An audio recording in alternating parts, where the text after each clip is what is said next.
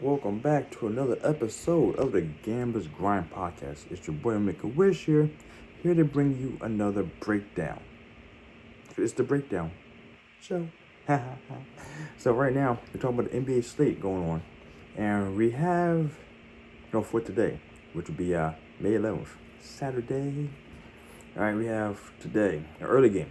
Early game. If anything about this is an early game in Texas compared to the East. Early games, which normally happens, but it's okay. We're fine. We're looking at 3:30 today, right? We have the Thunder at the Dallas Mavericks. OKC they're going in. Oh, so first things first, before I get too far into this, let me see what we're looking at for the odds, the numbers, all that good job and jazz. Let me put these things on so I have all the numbers for you guys. You know what I'm saying? So I can speculate, articulate, and job and jazz. All right, so today, the Dallas Mavericks are the favorite at home. Favorite. Negative 135. Get at ESPN Bet. Obviously.com. ESPN Bet. Or the OKC if your favorite net, the plus 124 at DraftKings. We have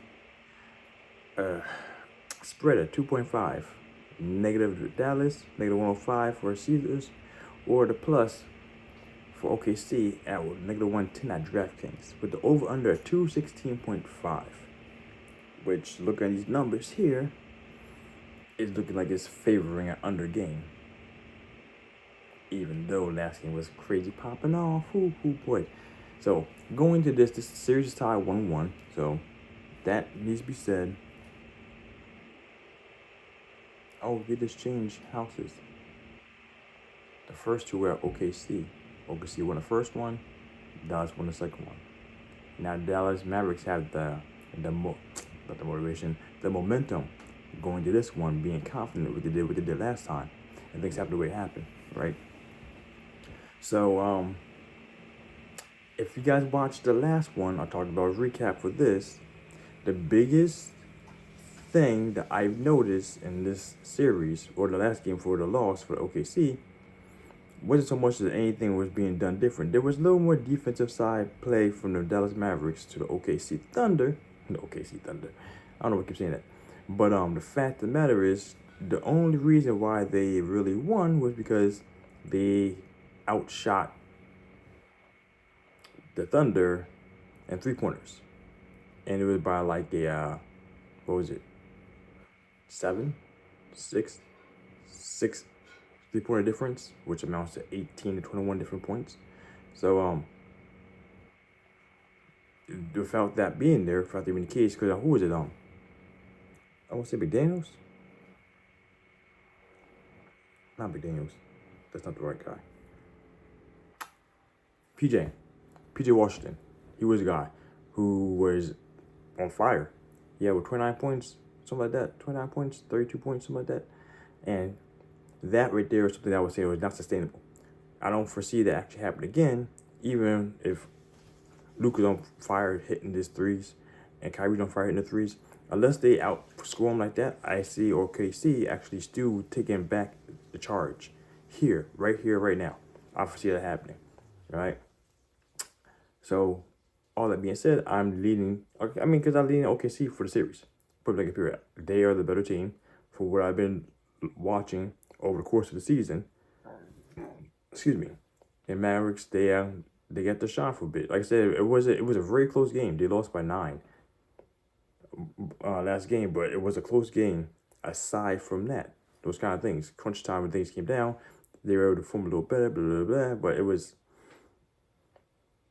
nothing was out of the norm other than the 3-pointers. If the Dallas Mavs could actually redo that again and have the same kind of success, I can see them winning.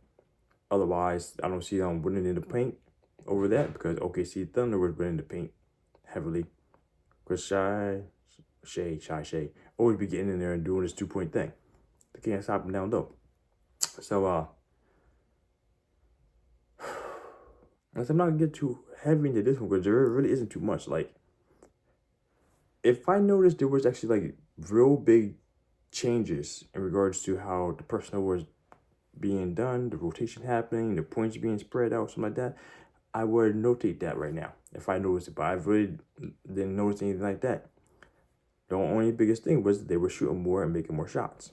Well, not making shooting more, but they were shooting more shots. And the person on fire was PJ Washington. And one of the typical things that you do when you have someone on the basketball court, whoever was on fire, you keep passing the ball until that stops.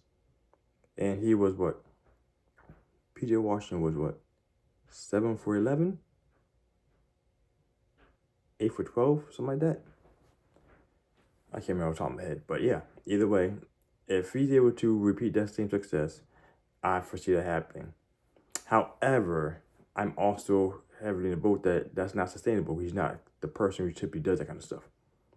And just to verify the information, let me go take a look to see what PJ Washington is looking for his threes over the course of the past 10 to 20 games.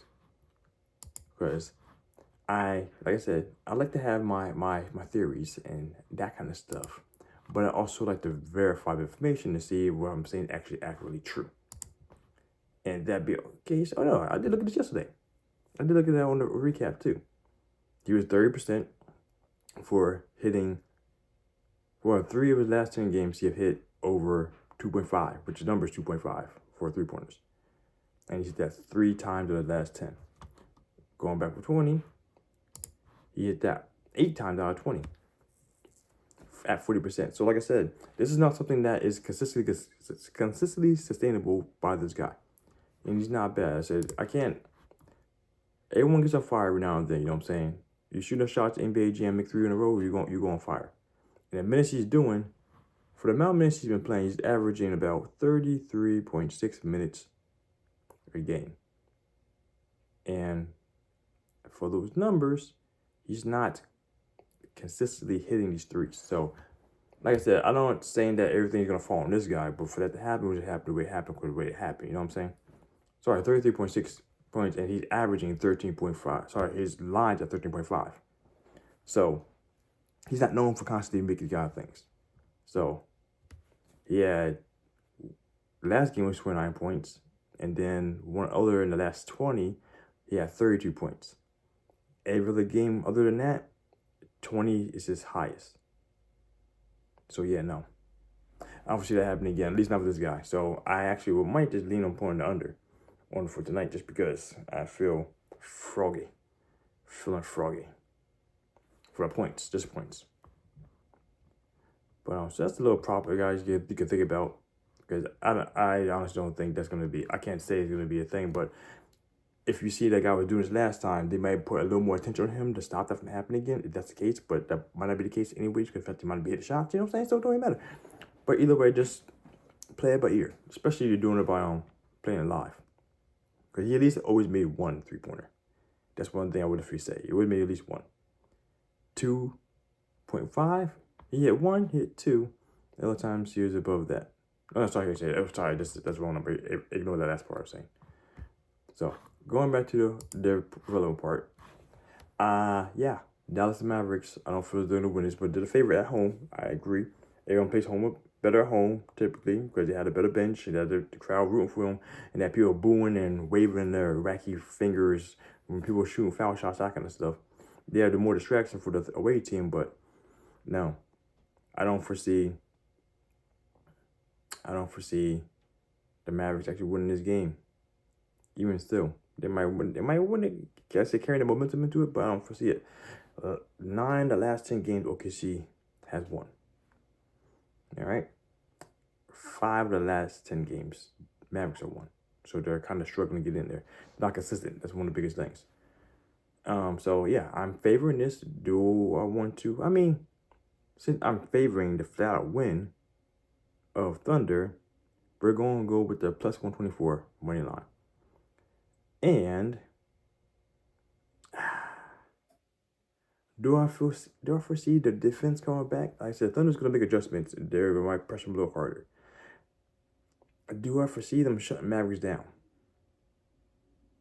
Mavericks might still get to pop off, but I don't know if I can trust. I mean, they may carry momentum going into it. This one's a coin flip.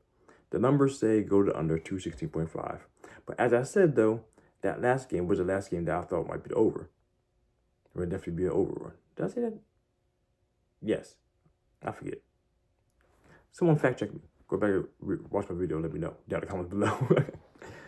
But yeah, everything's favoring the under for this team. As I said, I believe the Thunder's going to come back with their defense, play a little harder, and try and shut the Mavericks down. So I'm going to under 216.5 with the money line for the for the Thunder.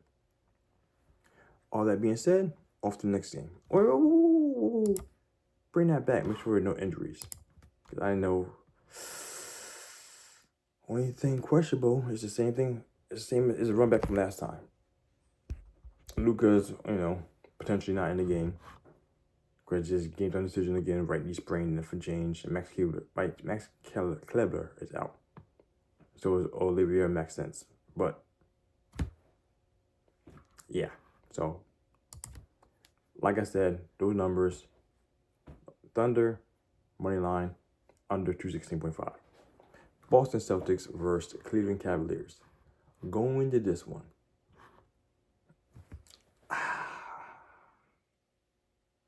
This game all comes down to if the Celtics are salty and embarrassed for losing the way they lost last game and are looking to apply the serious pressure onto the Cavaliers. That's what it comes down to. Cavaliers are at home. Cavaliers do amazingly better at home. Like I said, if you watch the series, first, if you watch that series, fantastic to you because Cavaliers Magic series, not something that seems very interesting. But they are much better at home. The Cavaliers are than they are away. So I expect the defense to actually be there. Am I actually feeling the thought that the momentum swing might actually be heavily geared toward the Cavaliers? So they might be able to defend the home court advantage? Am I feeling that froggy? Because I'm thinking that might be the case.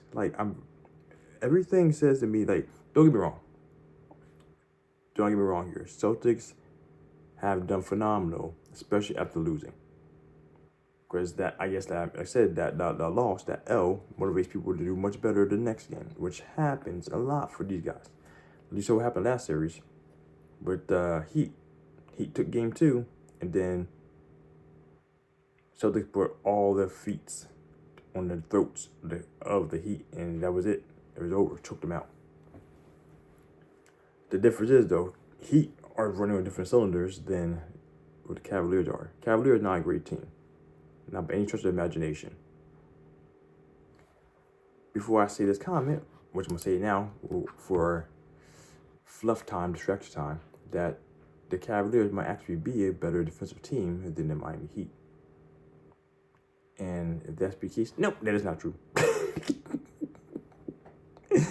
That is not true, but not by much though. Heat were just a defensive rating at 5th place, where Cleveland Cavaliers were 7th place. And that was the biggest difference though, is the Heat kept games low every time, offensively, defensively, because they didn't have a great output all the time.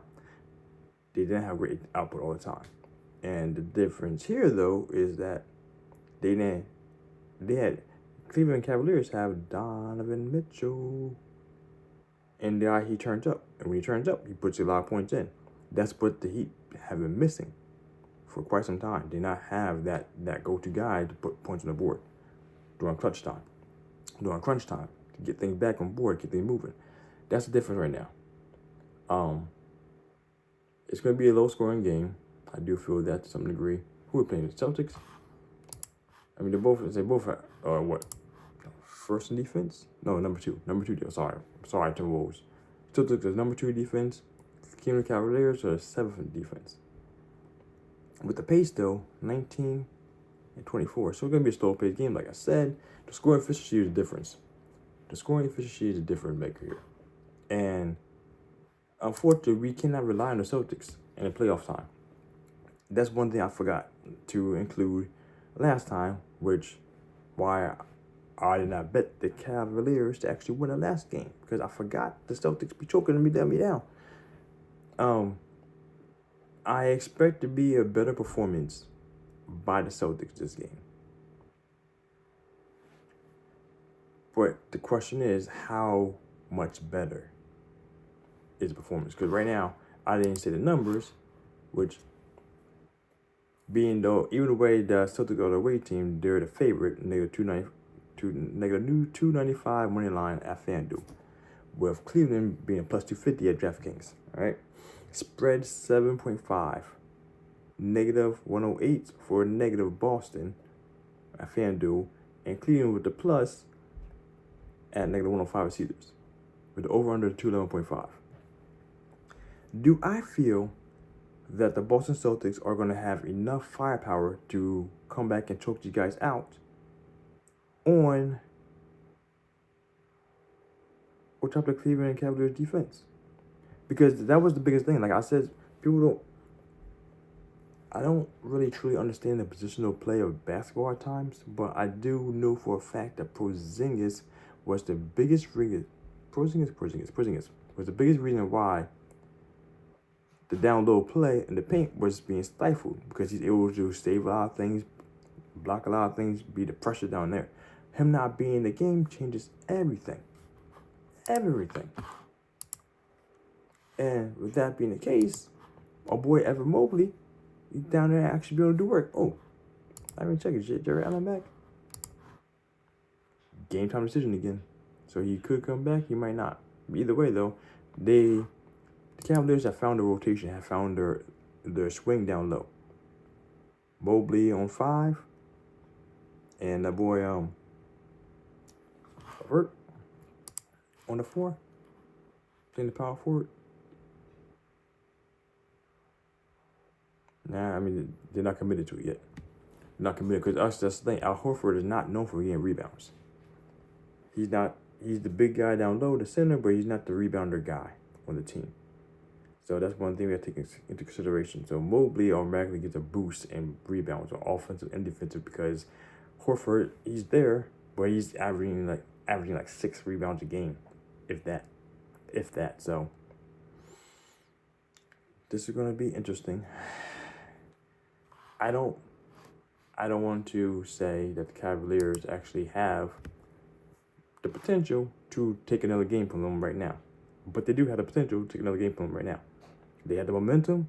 They're now playing at home. They do a lot better at home. They are figuring out some ways to play around the Celtics, how to do things. And plus 7.5 is what I'm leaning for. I don't know if they win outright, but it's going to be the most close game to what it should be. That's what I feel. Until Celtics get some proper adjustments being made for how to deal with this team, I am leaning. No, not leaning. We're committing to this plus 7.5 spread for Cleveland Cavaliers. They might win. That'd be great to win outright for this. Or I feel it's going to be close game to what the Boston should be allowing. Boston be choking up play time. This might be a game where Tatum might go off again. But we'll have to trust the team. We'll see. Are we favoring the under? The last 2 games were both under for the series. Like I said, slow-paced series. But this time, though, I don't believe this to be an under game.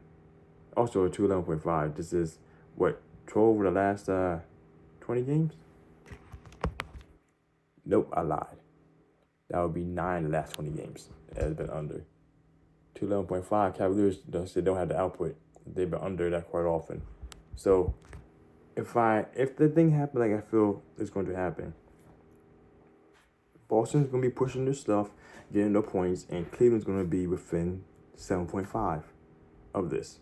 So if Boston gets up to, 105, 106, that within 7 covers the 211.5. So that's what I'm thinking. I don't know if Cleveland wins outright, but it's going to be close to the game to what it should be. And then after that, though, we see what happens. So, parlay for today. We are going with that money line OKC with the over 216.5. That's what I said, right? I hope that's what I said. You know what? I'm gonna start clicking it next time I'm doing this. Over 216.5. No. That's what I said. The 120, the plus 124 with the under 216.5 because I felt that the defense of the OKC is going to actually step back up again to keep the Mavericks down. And Mavericks going to try to be more defensive too to stop OKC from going up. And because I don't foresee the shot being the shot that was like it was last time. Under 216.5 with Cleveland spread plus 7.5 and the over 211.5. That's the money line. That's the parlay for today. So guys, let's go ahead and make this money. Happy gambling grinders. Make a wish. Out.